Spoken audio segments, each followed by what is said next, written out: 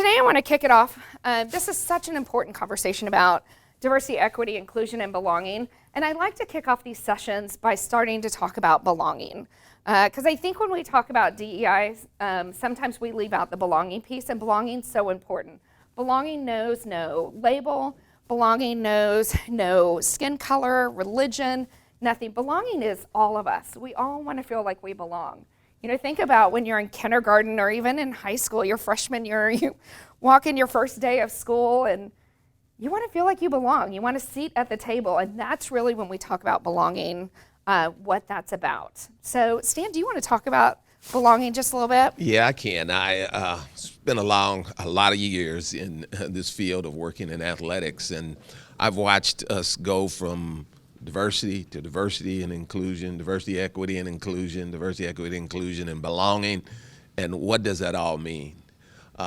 Diversity just means difference. We're all different, and that's what we bring. When we look at equity and inclusion and belonging, it's creating that environment where people can be successful, create an environment where everybody brings the best that they have.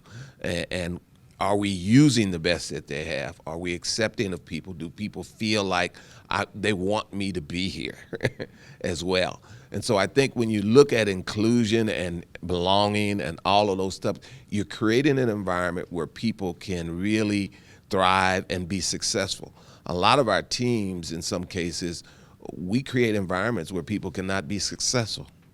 And it affects our teamwork, it affects our productivity. So if we create an environment where people feel like they belong, guess what? They will thrive. They will do better. And all the science, all of the studies have shown that those teams, those organizations, those institutions that embrace diversity, embrace belonging, do better. And that's out there. There's studies, you can find many studies on that is a part of what you need to be doing at this time. A lot of people have heard this word belonging and they think that we're only talking about LGBTQ issues and we're talking about transgender and that's it. That's not true. I want people to understand that belonging includes everybody in the process, including white males. And people have to understand that this diversity, equity, inclusion, and belonging includes everybody. This is not about affirmative action. It's not just about hiring. It's not just about we're going to bring somebody in and that's what we've got to do. There is, affirmative action is a federal law that says you have to act affirmatively if you receive federal funds. There is no federal law that says you have to be diverse. Don't think of the two words together. They're not the same. And a lot of people think of them as being the same, that we're only talking about hiring and bringing people in. We're talking about a culture, an organization, all of the things that help people be successful. And that's what we want to do. So when I think about belonging, I'm thinking about everyone that's in this room right now brings so much talent, so much difference, that's what we need to use and be able to harness. When we think about belonging, we're talking about generational differences.